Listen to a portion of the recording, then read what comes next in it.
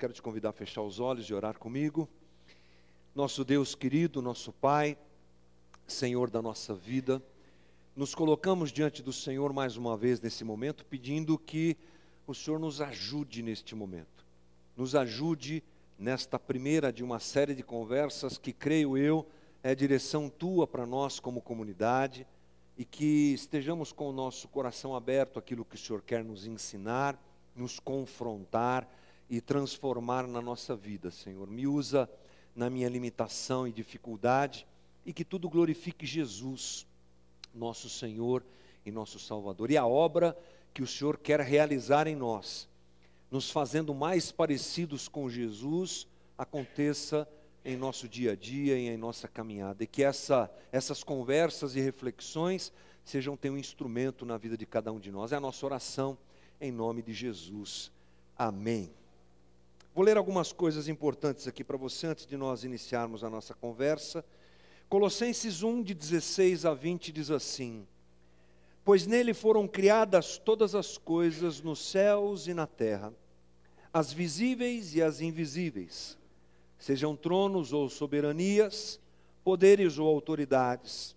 Todas as coisas foram criadas por ele e para ele. Ele é antes de todas as coisas, e nele tudo subsiste. Ele é a cabeça do corpo, que é a igreja, e o princípio e o primogênito dentre os mortos, para quem tudo tenha a supremacia. Pois foi do agrado de Deus que nele habitasse toda a plenitude, e por meio dele reconciliasse consigo todas as coisas, tanto as que estão na terra quanto as que estão no céu, estabelecendo a paz pelo seu sangue derramado na cruz. Jesus Cristo é a pessoa mais importante da história mundial. Os cristãos creem que a vida, a morte e a ressurreição de Jesus estão no centro da história e da própria revelação de Deus a nós. E são o ponto de partida de uma forma nova de entender toda a criação. Jesus veio para nos tornar plenos e completamente humanos, nos integrando novamente e restaurando as peças quebradas por conta da queda. Jesus está presente como Senhor de Guarulhos, de São Paulo, ou de Nova York, ou mesmo de Tóquio, e até mesmo daquele vilarejo escondido que não consta no mapa. Jesus é o Senhor, nós vivemos nele. Abraham Kuyper disse: não há um único centímetro quadrado em todos os domínios de nossa existência sobre os quais Cristo, que é soberano sobre tudo, não clame, é meu. Jesus Cristo é o Senhor. Diante dessa realidade, há uma pergunta que ecoa em nosso coração. Se Jesus é o Redentor de todas as coisas, como essa fé reconfigura cada aspecto da minha vida? A resposta está na história bíblica. Através dela compreenderemos quem é Deus, quem somos nós, qual o papel dessa fé no mundo moderno em que estamos inseridos, como vivo o Evangelho no meu dia a dia. Profissão e fé podem se relacionar? Deus e trabalho tem alguma coisa a ver? Deus se preocupa com o meu trabalho? Será que o meu trabalho tem algo a ver com o trabalho de Deus?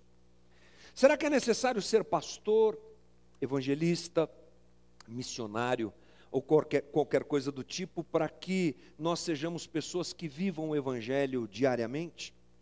Depois de convertidos, percebemos que somos pessoas altamente normais, apesar de terem vendido muitas vezes algo diferente disso. Mesmo convertidos, continuamos vivendo nesse mundo, convivendo nesse mundo, diante das realidades dele. Perceberemos, portanto, como a Bíblia nos dá sentido para a vida hoje, encontrando sentido para aquilo que fazemos. Faremos, inclusive, perguntas que não estamos acostumados a fazer. Para que fomos salvos? Será que Deus realmente se importa com a minha vida? Será que Deus se preocupa com culturas, cidades, nações, indivíduos? Quem é Deus? Compreendê-lo é o caminho para ajustar nossas expectativas e percepções, encontrando razão e uma nova confiança em Jesus Cristo e em seu Evangelho. Bem-vindo, irmãos, à nova série de reflexões, Reconfigurar, conectando vida e fé. A vida, morte e ressurreição de Jesus Cristo reconfiguram todas as coisas, trazendo esperança, vida e sentido a todas as áreas da cultura humana. Mesmo assim, muitos não conseguem ver como nossa fé molda boa parte da vida e experiência cotidiana. Onde está Jesus entre um domingo e outro? Quais os propósitos de Deus para nós? O que significa ser criado à imagem de Deus? Como vivemos no mundo, mas não somos do mundo? A falta de respostas conclusivas de tais questões demonstra que é preciso reconfigurar o entendimento a respeito da nossa vida em Jesus Cristo. Por isso, pensaremos juntos a nossa própria história e encontraremos nosso lugar na maior de todas as histórias, a história bíblica, onde Deus se revela completamente a nós. Não há dúvida, irmão, que a vida moderna ela é intensa. Talvez você não saiba, mas nós, na modernidade que estamos, recebemos mais informações em um dia do que uma pessoa que vivia na Idade Média recebia durante toda a sua vida. Essa é uma realidade muito perigosa. A vida moderna é rápida em suas mudanças. Todo dia alguma coisa nova acontece e chega até nós. E parece que nós estamos ficando para trás. Parece que inclusive a nossa humanidade, de alguma maneira, vai ficando para trás. A gente quer acompanhar essas mudanças, mas parece que a gente não consegue. Eu lembro que, não faz muito tempo atrás, eu tive uma conversa com minha mãe, que está beirando os 80 anos, e estava desesperada, porque ela não sabia mexer no WhatsApp, não sabia mexer no computador, nem no Facebook, e ela em prantos dizendo, eu não sei, eu não consigo. Por quê? Porque a vida corre e muitas vezes a gente não consegue alcançar as coisas que acontecem tão rapidamente ao nosso redor. A tecnologia está por toda parte, a gente tem que reconhecer que ela facilita muito a nossa vida, mas mesmo assim, pesquisas comprovam que nós estamos, a maioria de nós, cada vez nos sentindo mais solitários. Estamos cada vez mais ocupados. Apesar da tecnologia nos ajudar a resolver tantos problemas, e é impressionante o que esse negócio que está na tua mão, na tua bolsa aí, te ajuda a resolver as coisas do dia a dia, parece que a gente não tem mais tempo livre, apesar dessas ferramentas tecnológicas tão poderosas. A gente está cada vez mais ocupado. Olhando para o nosso país, a gente percebe uma grande evolução da nossa nação em muitos aspectos. Eu que tenho 50 anos, sou uma testemunha viva daquilo que o nosso país viveu nos últimos 30 anos. Eu sou do tempo que não tinha telefone, né, gente? Lembro do dia que meu pai comprou uma linha da Telesp, ganhou ações da Telesp. Vê se pode, gente, não é? E aí os vizinhos vêm em casa para poder usar o telefone. Eu lembro do dia que ele tirou dinheiro da poupança para comprar um videocassete JVC 21. Era impressionante, já foi. Isso aí já não existe mais, tudo mudou muito rapidamente e nós podemos dizer que o Brasil, apesar de todas as dificuldades, melhorou muito.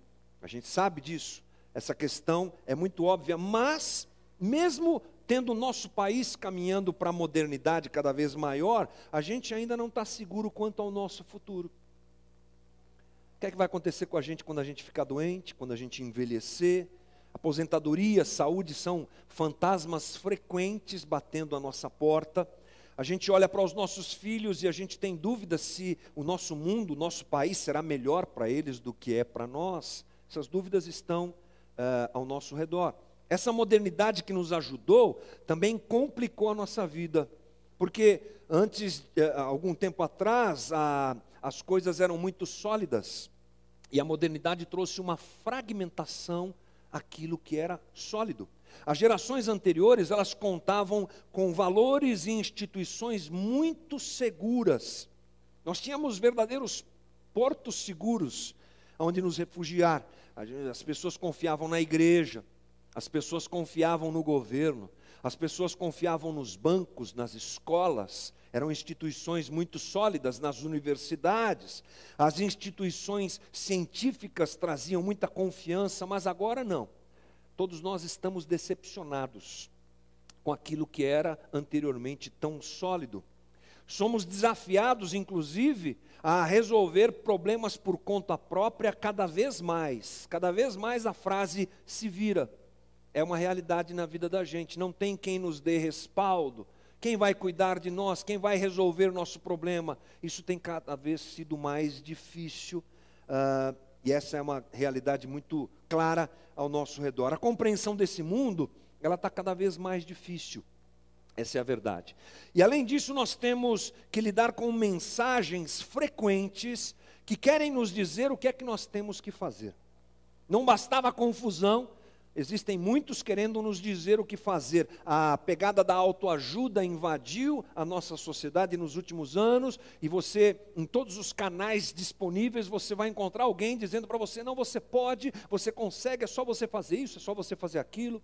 Em todas as áreas. Na área econômica, por exemplo, se você fizer a bobagem de consultar alguma coisa na internet a respeito de bolsa de valores, o teu feed, seja do Instagram, do Facebook, seja de onde for, vai ficar lotado de propagandas de gente dizendo: olha, eu comecei a aplicar na bolsa com R$1, agora estou milionário. É impressionante. As vozes gritando para a gente o que é que a gente faz, o que é que a gente tem que fazer. Essas muitas vozes desse tempo, elas nos confundem. Uma verdadeira Babel, dizendo para a gente como a gente pode ser feliz, dizendo para a gente como a gente pode resolver aquilo, resolver isso, resolver aquilo. A gente vive essa Babel de várias e várias vozes nos dizendo o que fazer. E no meio de tudo isso, estamos nós, cristãos, crentes em Jesus Cristo. O que é que a fé cristã tem a ver com tudo isso, irmão?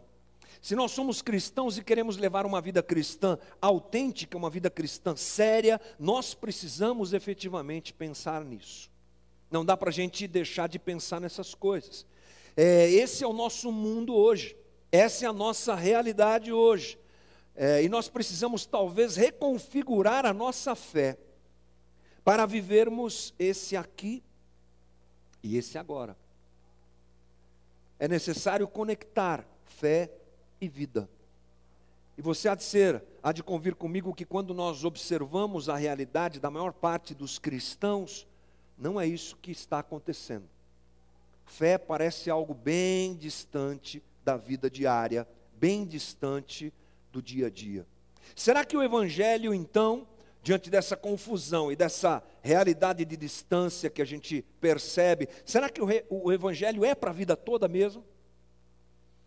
Jesus, a gente sabe que Ele é apresentado como o Senhor de tudo e de todos.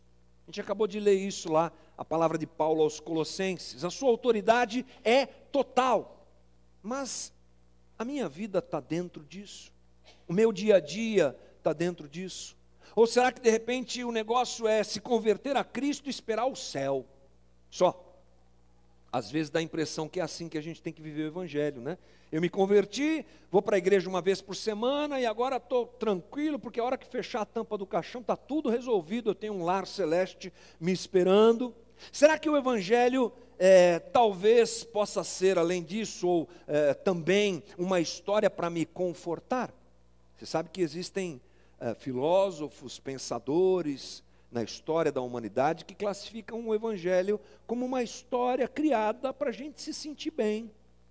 Nós, almas em dificuldade nesse mundo, encontramos uma historinha muito bonita que faz a gente se sentir bem. Será que é isso? Será que Jesus tem importância mesmo?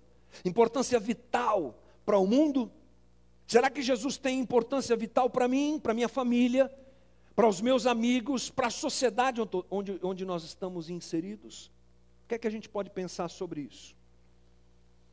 É importante a gente pensar que diante dessa realidade, muitos vivem uma vida compartimentada. Aliás, a vida moderna, ela é compartimentada. Ela é dividida. em segmentos, em gavetas, podemos dizer assim. E nós cristãos adotamos esse jeito de viver. Nós temos a nossa vida dividida entre coisas seculares e coisas religiosas. Coisas do mundo e coisas de Deus. Coisas da espiritualidade e coisas da vida moderna e da vida cotidiana. Coisas com as quais Deus se importa e coisas com as quais Deus não se importa. Por isso, muitos de nós, no domingo, creem em tudo que está na Bíblia. Domingo é o dia de crer. Mas, durante a semana, parece que aquilo não faz sentido. Parece que o que eu creio no domingo, durante a semana se esfarela e deixa de fazer sentido. A maior parte das pessoas, o que fazem no dia a dia não tem a ver com a sua fé. A gente pode até chamar isso de um certo tipo de ateísmo prático. Não confessado, mas prático. Porque no dia a dia, a minha fé não encontra lugar para as minhas demandas pessoais. Ela não alcança o meu trabalho, ela não alcança a minha família, ela não alcança as minhas relações fora da comunidade.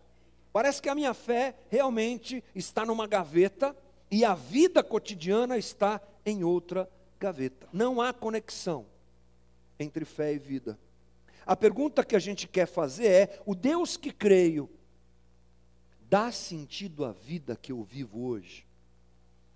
Trabalho, família, lazer, dinheiro, desejos, ambições, educação, ensino, negócios, economia, política, vida comum. Precisamos de um Jesus que responda a cada necessidade da nossa existência, incluindo essas que constituem a nossa vida. O cristianismo, portanto, irmãos, ele precisa ser verdadeiro. Há uma necessidade de nós encontrarmos no cristianismo a verdade para a nossa vida, que ele é. Não só uma história para nos confortar, não só uma história para nos empolgar e empurrar a gente para viver a vida como muitos acham que é. Viver o evangelho nesse mundo a gente sabe que é desafiador. É bastante desafiador, porque mundo e pecado são uma realidade clara para nós. Sabemos que o mundo, inclusive, jaz no maligno, né? E Jesus nos chamou para viver nesse mundo, mas para sermos sal e luz, não é isso?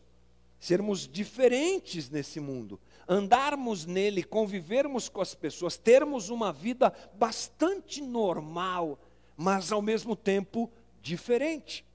Grande desafio é esse. E o problema maior é que por não compreendermos como fazer esse movimento, como viver essa fé no meu dia a dia, nós temos duas posturas frequentes, que não são as posturas adequadas aos cristãos, mas nós vivemos assim. A primeira delas é quando nós assimilamos aquilo que nos cerca e nós nos tornamos iguais, indistintos. É o famoso espião de Jesus. Ninguém sabe que ele é crente. Está no meio, ele absorve tudo que o cerca, ele vive segundo os valores que lhe são apresentados, ele é igual a todo mundo. Domingo ele vem na igreja, mas no resto do dia, no resto do tempo, ele é igual a todo mundo, ou seja, não brilhamos, não sinalizamos o reino, temos uma fé completamente individual e bastante hipócrita, a gente pode dizer assim. Outra maneira de fazer esse comportamento acontecer diante da sociedade é nós nos isolarmos em um gueto. Somos diferentes, sim, mas nos tornamos inexpressivos, porque criamos uma cultura nossa, um jeito de falar que é só nosso, umas coisas que só a gente entende, que a gente fala e só quem é crente entende. Eu sou distinto dos demais da sociedade que não creem em Cristo, mas eu não falo com eles. Eles não entendem o que eu digo. Eu não me comunico com eles, me isolo e crio a minha cultura, a minha música, a minha linguagem, e aí vai. Interessante que vivermos, portanto, o evangelho de maneira fiel, abençoando o mundo, é um grande desafio. Como é que a gente faz isso? Como é que eu brilho? Como é que eu sou sal? Como é que eu sou luz? Como é que eu vivo o Evangelho nessa sociedade tão louca como a gente acabou de dizer? Abençoando a sociedade, sinalizando o reino. Bom a gente saber que essas são perguntas que não são novas. Talvez numa sociedade como a nossa, elas ganhem vitalidade, mas elas não são novas. Para a gente entender isso, vamos dar uma olhada em Lucas capítulo 24.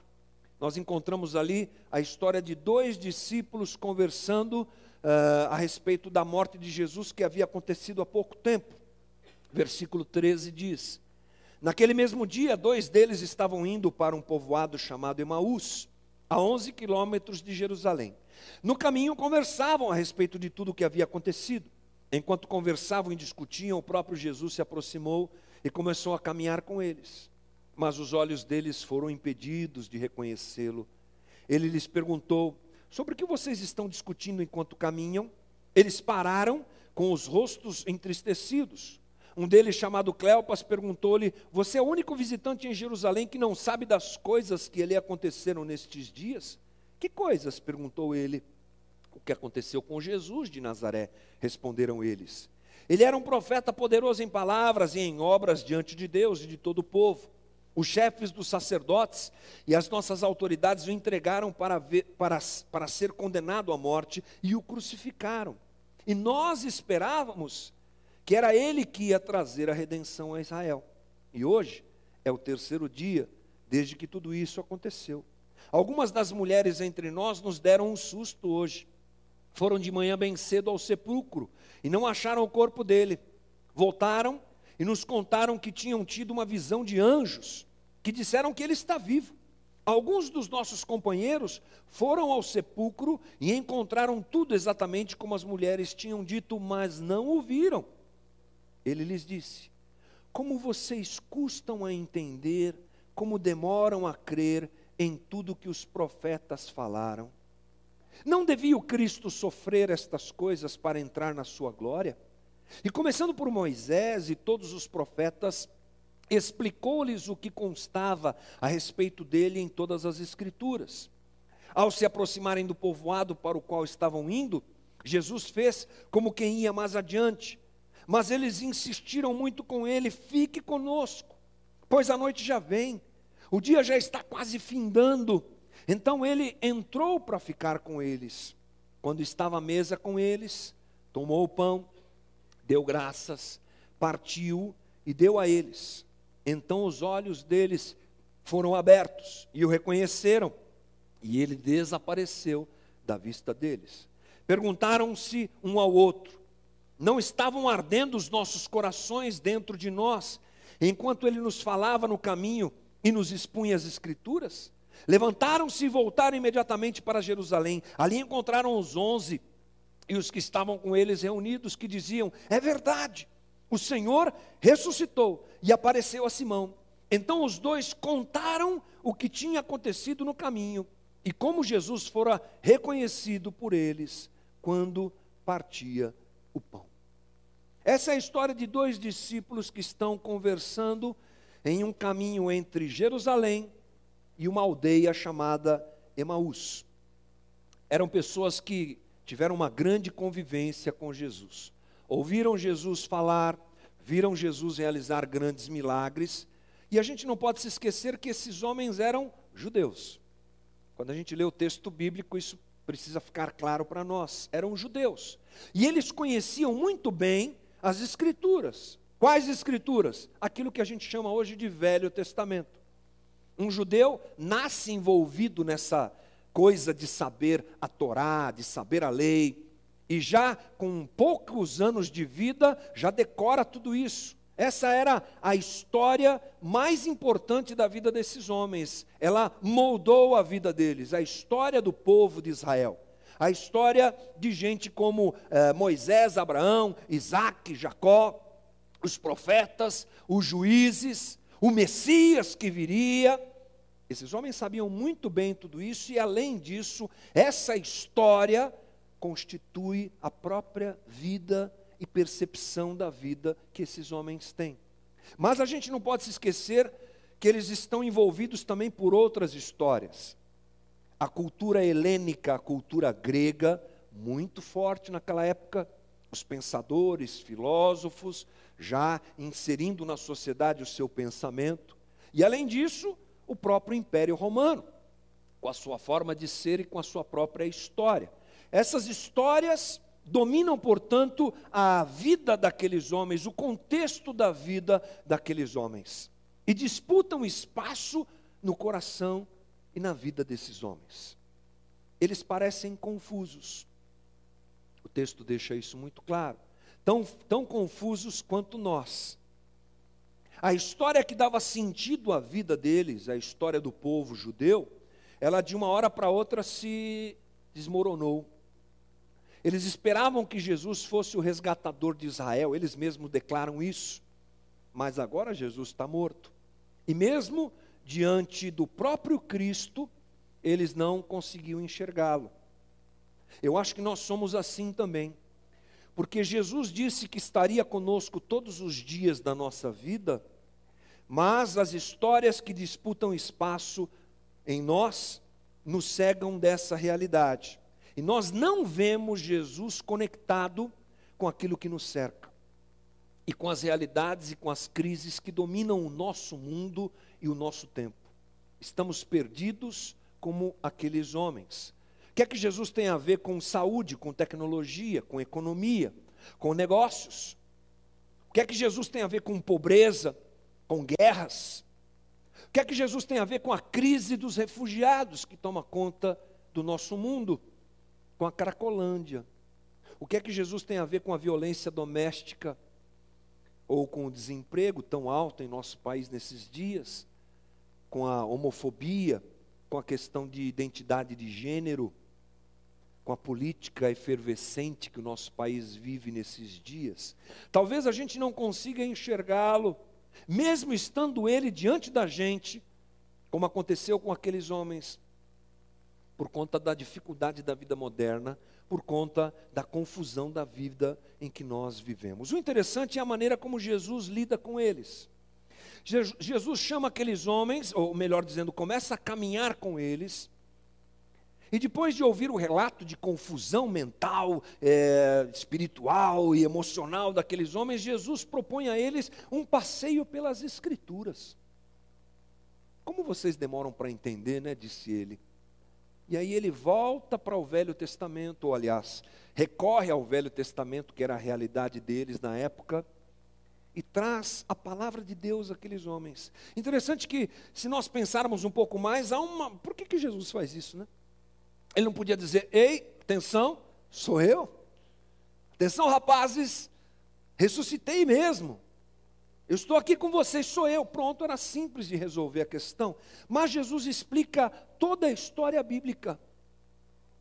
E sabe por quê? Porque histórias são cruciais para a vida humana. Nós nos orientamos no mundo por conta de histórias. Greg Bartolomeu, no livro Drama das Escrituras, disse: a fim de entender nosso mundo, dar sentido à nossa vida e tomar as decisões mais importantes sobre como devemos viver, dependemos de alguma história.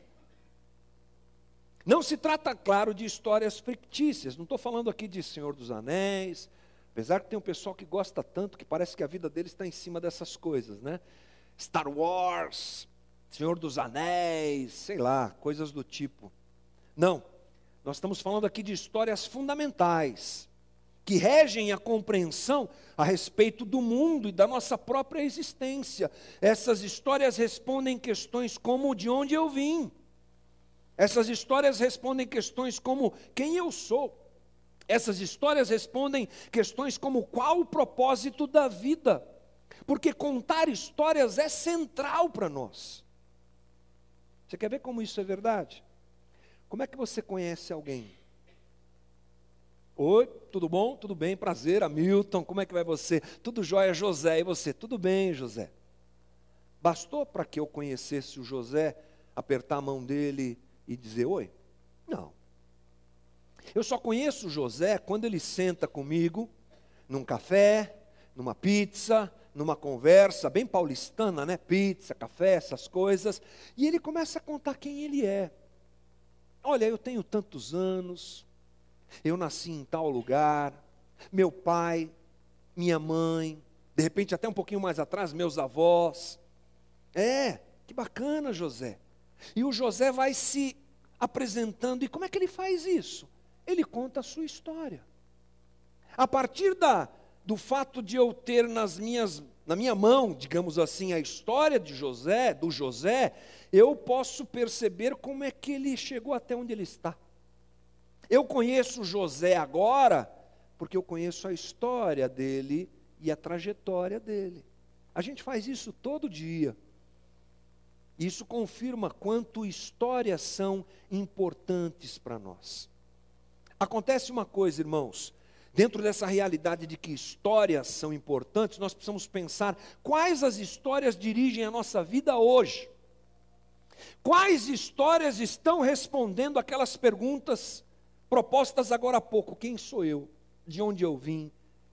O que é que nós estamos fazendo aqui? Existem histórias respondendo essas perguntas a todo tempo e a todo momento. O capitalismo tem em si esse poder, uma história de evolução, de crescimento financeiro, de prosperidade, e muitos tomam o capitalismo como a história da sua vida e buscam a resposta da sua existência lá. Outros fazem isso pensando, por exemplo, na evolução. Darwin, de onde viemos? Somos frutos da evolução dos seres aqui na Terra. Outros fazem isso, mulheres têm feito isso quanto ao feminismo, o empoderamento. Toda a história de vida delas está em cima dessa realidade do empoderamento feminino. Aí elas consultam lá a história do feminismo a partir dos anos 70 e colocam a sua vida e buscam as suas respostas existenciais nessa história. Outros fazem isso pensando na liberdade sexual. E aí por diante. Ou seja, histórias estão respondendo essas perguntas. E elas estão ousando dizer quem nós somos. E se nós crermos nelas, nós viveremos por elas. Porque histórias, irmãos, têm consequências. E nós estamos cercados delas. Histórias culturais, histórias organizacionais, histórias familiares. Estamos imersos nelas e vivemos por elas o tempo todo. Elas moldam os nossos desejos. Como é que o pessoal do marketing faz para você desejar alguma coisa? Eles contam uma história. Aquela propaganda incrível do perfume, que de repente você assistiu, aquela mulher linda, seminua, que sai da água, cabelos molhados, olhos verdes, toda bronzeada. Alguma história está sendo contada e se você bobear, você vai comprar o perfume, mesmo que você não goste. Só porque uma história foi contada. Você lembra do cowboy do Marlboro? Essa é do meu tempo, né? Por isso que muitos não lembram. Cowboy do Marlboro, época que a regulamentação sobre consumo do fumo não era tão forte no Brasil, era de 5 em 5 minutos, tinha propaganda do Marlboro. O sucesso, Hollywood, o sucesso. E aí você via lá o cowboy do Marlboro, bigodudo, queixo quadrado, peito peludo, em cima de um super cavalo, andando nas pradarias da América. Acabava aquilo, dá vontade de ir para o boteco comprar um maço de cigarro. Coisas que acontecem com a gente, porque nos contam histórias. Histórias mudam o que nós podemos ver da vida. Os discípulos de Emaús, no caminho de Emaús, estavam com um problema. Eles não viam mais a verdadeira história. Eles estavam cegos e confusos, não esperavam ver Jesus, inclusive não conseguiam reconhecê-lo. Portanto, Jesus abre a mente daqueles homens para que eles entendessem a verdadeira história das Escrituras. E esse é o jeito que Jesus traz aqueles homens à realidade, tirando-os daquela confusão toda. E eu não tenho dúvida de que Jesus quer fazer isso conosco também. Greg Bartolomeu também disse no livro Drama das Escrituras: experiências individuais fazem sentido e adquirem significado somente se vistas no contexto ou na estrutura de uma história que acreditamos ser a verdadeira história do mundo. Cada episódio das histórias de nossa vida encontra lugar ali, nessa história maior. Portanto, nós precisamos entender novamente a grande história bíblica, sem dúvida nenhuma. Precisamos entender a grande história bíblica. A saída para nós é essa, irmão. Para vivermos o Evangelho nesses tempos tão confusos. A maior parte da Bíblia, você sabe que ela conta histórias, né? Histórias de nações, de culturas, histórias de pessoas, das suas relações com outras pessoas e com Deus. Mas nós não podemos perder de vista uma realidade que a gente percebe se afastando um pouco. A gente gosta de se dedicar a um texto e olhar um texto, isso é fundamental. Mas quando a gente dá uns 2, 3 passos para trás e olha para as Escrituras e olha para a Bíblia, o que nós vamos encontrar? Uma grande história. Essa grande história tem começo. Nesse começo nos é respondido quem é Deus. Nesse começo da história bíblica nos é respondido o que significa ser um ser humano. Nesse começo da história bíblica, nós temos a resposta do porquê estamos aqui. E essa história tem um fim também. Ela mostra para onde estamos indo. E ela conclui a própria história da humanidade. O destino da humanidade nos é apresentado nesse fim da história bíblica. No meio a gente tem alguns livros e capítulos importantes de histórias que nos ajudam a entender como nós devemos viver e como nós não devemos viver entre esses dois momentos, começo e fim. É assim que a gente pode enxergar o texto bíblico se nos afastarmos um pouco e percebermos a sua completude. Para vermos as coisas realmente como elas são. Para não ficarmos confusos com outras histórias falsas que querem tomar conta do nosso coração, são rivais à história bíblica, nós precisamos entendê-la e entender o nosso lugar dentro dessa grande história escrita por Deus. Graham Goldsworth diz assim: nós cristãos não consideramos as histórias bíblicas simplesmente entretenimento, mas veículos da verdade acerca de Deus e de nós mesmos. Temos essa visão porque a história em questão faz parte do desenrolar do drama que encontra seu apogeu na pessoa e na obra de Jesus Cristo. Eu acho que cabe a gente pensar que Jesus abriu as Escrituras e os olhos daqueles discípulos foram abertos também. Durante a narrativa, o próprio texto que nós lemos, nós percebemos que aqueles homens se encontraram consigo mesmo. Conforme Jesus foi narrando a história dos profetas e a sua própria história, a dele, do Messias, dentro das Escrituras, o coração daqueles homens foi se conectando novamente. Eles ficaram extremamente empolgados, né? Apaixonados de novo, alegres. Olha só o que eles disseram lá no versículo 32. Perguntaram-se um ao outro: não estavam ardendo os nossos corações dentro de nós, enquanto ele nos falava no caminho e nos expunha as Escrituras? Portanto, sem dúvida nenhuma, irmão, é preciso compreender a Bíblia como um todo. Nós temos vários escritores, mas um autor. Não começamos a ler um livro pelo meio, não é? Qualquer livro que você pega, você começa do começo. Mas com a Bíblia a gente quer lidar a coisa de forma diferente. Abre lá, sai lendo e está tudo certo. Muitos se perdem na fé, porque essa história não lhes foi contada. Não são resolvidos em muita coisa, não se conectam com Deus e não se percebem participantes da própria história bíblica, porque não lhes foi apresentada dessa maneira. Portanto, a história que nós estamos nos referindo, a história bíblica, é a realidade de todas as coisas. E nós precisamos perceber que ela foi compartilhada por Deus conosco e precisamos amá-la, definitivamente. Amar a história bíblica e conhecê-la profundamente. Como cristãos, precisamos saber em que história nós estamos inseridos, percebendo que a história de Deus é a nossa própria história. quero dizer para você que não importa como é que você está hoje.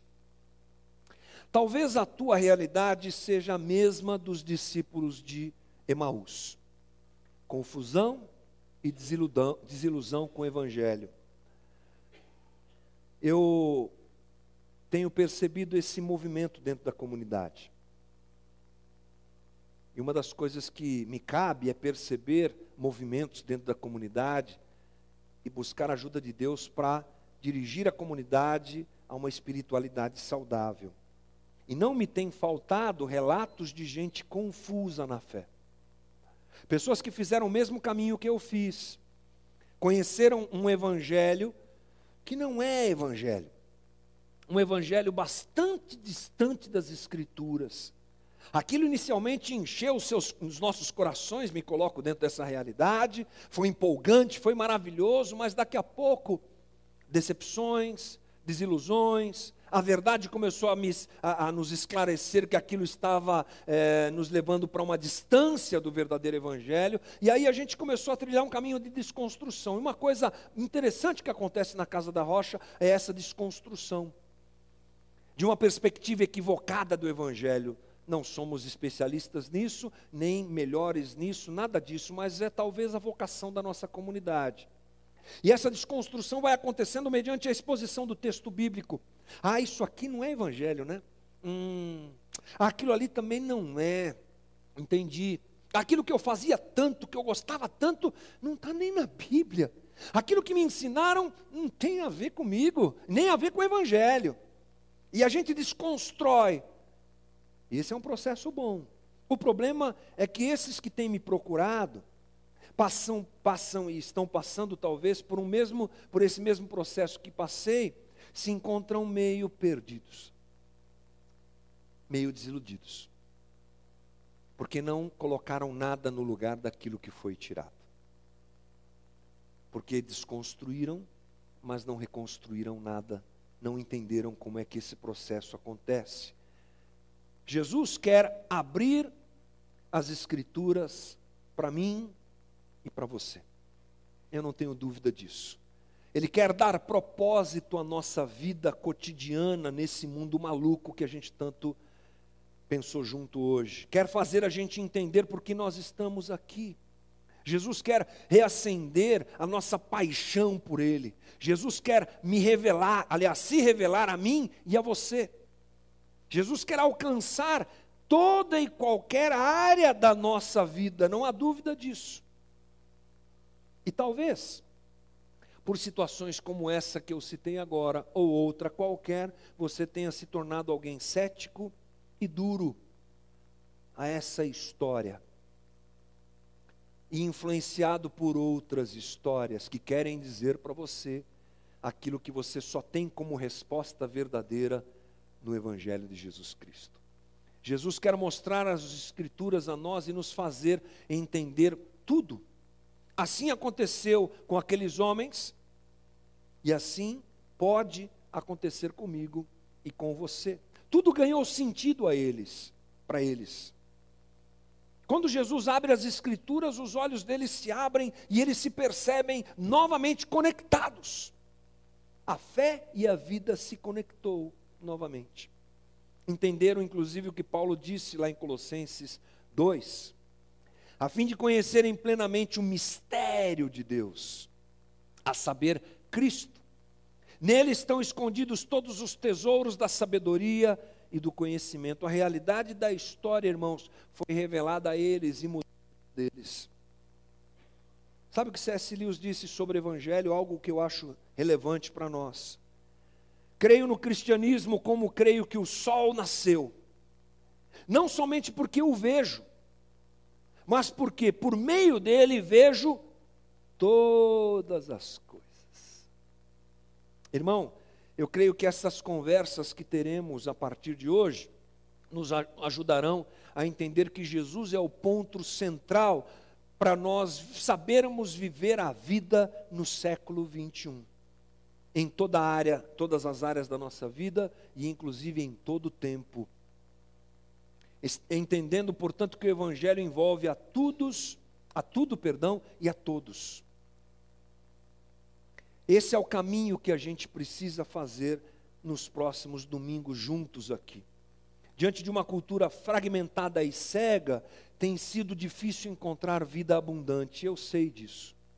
Mas Jesus nos oferece essa vida. Há mais incertezas do que confianças nesses dias. Há mais dúvidas do que respostas nesses dias. E esse caminho que nós trilharemos juntos a partir de hoje é um possível caminho de conserto em tudo isso, conectando a nossa vida e a nossa fé. O Evangelho, a gente não pode se esquecer de que ele é tão verdadeiro hoje como ele já foi e sempre será. Tão significativo e tão verdadeiro hoje. Ele é o poder de Deus que traz salvação a todo aquele que crê. E se nós cremos, Jesus pode nos salvar, inclusive, dessa confusão que a gente vive hoje em dia. Eu te pergunto hoje, irmão, onde é o teu caminho de Emaús? Onde você tem experimentado dúvidas e questionamentos? Onde parece que a fé não se conecta com a vida? Qual área da tua vida que é observando, você se pergunta, será que Deus está aqui? Será que tem lugar para Jesus nesse dia a dia louco que eu tenho de um mundo capitalista, de uma sociedade ocidental que disputa ferrenhamente lugar ao sol? Será que você tem tido dificuldades para encontrar Jesus na criação dos teus filhos? No teu relacionamento, no teu casamento? Será que o teu caminho de Emaús é aqui dentro? Porque muitos de nós vivemos isso. Estamos envolvidos nas ações ministeriais, departamentais da comunidade, tocamos, cantamos, falamos, trabalhamos, nos voluntariamos, mas quando a gente para pensar, onde é que está Deus aí? Isso pode acontecer, e aliás acontece frequentemente. Onde, irmão, tem sido difícil viver o Evangelho? Decepções e desconfianças têm tomado conta do teu coração? Onde você anseia por ver Deus presente? Todos nós temos essas questões, não há dúvida nenhuma. Onde é o seu caminho de Emaús, irmãos? Irmão, eu te pergunto mais uma vez. Onde tem faltado essa conexão? E em alguns casos, em todas as áreas tem faltado essa conexão. É hora de nós nos abrirmos para aquilo que Jesus quer e pode fazer por nós. Penso que a mesma disposição que o Cristo teve de encontrar aqueles homens num caminho escondido lá em Israel, empoeirado, levando da capital para o interior, homens que estavam fugindo da sua própria vocação. Essa é a percepção que a gente tem. Eles eram discípulos, deveriam dar sequência ao anúncio da obra do Cristo, mas a confusão os afastou até da própria vocação. É o que acontece com a gente também. A gente se afasta da nossa própria vocação dada por Cristo a nós, porque a gente está confuso, porque a gente não consegue vê-lo em nenhum lugar da nossa vida, ou só em algumas áreas da nossa vida. Portanto, eu acho uma boa reunião para a gente pedir a Jesus que nos ajude, para que essa série de conversas que teremos possa nos esclarecer todas essas coisas que nós conversamos aqui hoje. E a gente se torne uma comunidade feita por gente que sabe de onde veio, que sabe que está inserida numa história maior, que encontra respostas para a vida, não nas histórias que nos cercam, mas na grande e verdadeira história do Evangelho de Jesus Cristo. E a gente seja gente resolvida. Não é legal perceber isso? O que aconteceu com aqueles homens? Eles estavam em grande aflição, em grande consternação, tristes. Mas quando Cristo chega a eles e expõe a eles tudo o que nós conversamos aqui, eles se resolvem. Irmão, nós só nos resolvemos no Evangelho. Nós só nos resolvemos quando conectados com essa grande história do Evangelho, dada por Deus e revelada por Deus a nós. Enquanto a gente não resolver isso, a gente vai ficar procurando histórias para resolver a nossa vida. Às vezes eu fico constrangido de ver algumas pessoas que tentam resolver a sua vida em cima de histórias assim, me perdoe a sinceridade, que beiram ao ridículo. Que a gente olhando de um pouquinho com cuidado, o que essa pessoa está fazendo? Onde ela está colocando a vida dela? O que ela está... Mas é o desespero que faz isso, né? O convite, portanto, para nós é: vamos conhecer o Evangelho de Jesus Cristo. Vamos nos encontrar no Evangelho de Jesus Cristo. Vamos entrar em uma viagem pelo texto bíblico, compreendendo a história maior que envolve cada um de nós. E no final desta série, espero eu, que estejamos todos nós mais resolvidos do que hoje, porque vamos nos conectar com Jesus e com o Evangelho. Esse é o meu recado de hoje para você. Mas a gente só pode seguir essa série vendo o resultado dessas coisas todas se o nosso coração estiver entregue àquilo que Deus quer fazer no nosso meio. Por isso eu quero te convidar a ficar de pé comigo agora, para a gente orar junto. E para a gente pedir que Jesus nos ajude. E para a gente pedir uma força de vontade que às vezes a gente não tem, que faz a gente sumir domingo de vez em quando. Eu espero que você venha, eu espero que você esteja comigo aqui, espero que a gente se debruce sobre o texto bíblico, sobre a história bíblica, e essas coisas comecem a fazer sentido, e a gente junto possa fazer essa caminhada, nos lembrando que somos discípulos, e o Cristo está entre nós com certeza. Amém, irmão? Feche os teus olhos comigo. Querido Jesus, cheios de temor, nós oramos ao Senhor agora. E nós te pedimos, nos socorre, Senhor. No meio da confusão desta vida moderna, no meio da disputa em que nós vivemos e que nos assedia todo dia, de histórias que querem competir com o Evangelho, vozes que querem gritar soluções para nós, situações que querem dizer, a verdade está aqui, não, a verdade está aqui. Nosso coração te pede, vem nos visitar, Senhor.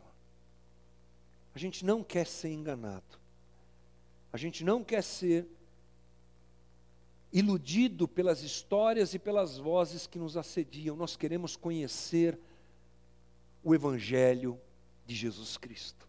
Nós queremos nos conectar com essa grande e incrível história que é a história do Evangelho, Senhor. Nós queremos nos encontrar no Evangelho. Nós queremos nos encontrar nas Escrituras. Nós queremos ter a resposta das nossas vidas em Ti. E eu te peço por muitos que estão entre nós, confusos, bagunçados, atrapalhados, desanimados. Eu te peço, Senhor, que os visite profundamente e que responda às perguntas que eles têm feito ao Senhor através desse movimento bonito que nós vamos viver juntos aqui na comunidade. Que respostas sejam dadas. Que situações sejam resolvidas em corações aflitos aqui em nosso meio. E que no final dessas conversas nós possamos olhar para trás e perceber o quanto o Senhor tratou o nosso coração durante esta caminhada que faremos a partir de hoje. Me ajuda para que eu seja teu instrumento aqui, todo mundo que vier aqui falar sobre essas coisas seja usado pelo Senhor. E vai trabalhando os corações para a gente agarrar essa realidade tão bonita, essa oportunidade que o Senhor nos dá de conhecermos a verdade que liberta, que é o Evangelho de Jesus Cristo. Obrigado por hoje, Senhor, pelo primeiro dia Que seja um dia que já gere em nossos corações expectativa para o que vai acontecer nas próximas conversas. E um desejo grande de, durante a semana, orarmos ao Senhor pedindo: Jesus, esclarece as verdades que o Senhor quer esclarecer para a gente. Muito obrigado por hoje, muito obrigado por cada irmão que está aqui, por cada visitante que está aqui com a gente. Muito obrigado pelas 2 boas reuniões que o Senhor nos deu. Leva-nos em paz, Senhor, e dá-nos uma semana boa, produtiva, guardada por Ti no meio desse caos todo, e que lá a gente consiga Te perceber. E que lá as muitas vozes que confundem não tenham poder sobre nós, mas a gente ouça sempre a Tua voz, a voz de muitas águas, seja a voz que nos guie na nossa caminhada. Obrigado por hoje, Senhor, é a nossa oração em nome de Jesus. Amém. Deus te abençoe, irmão. Bom domingo, boa semana. Vai na paz.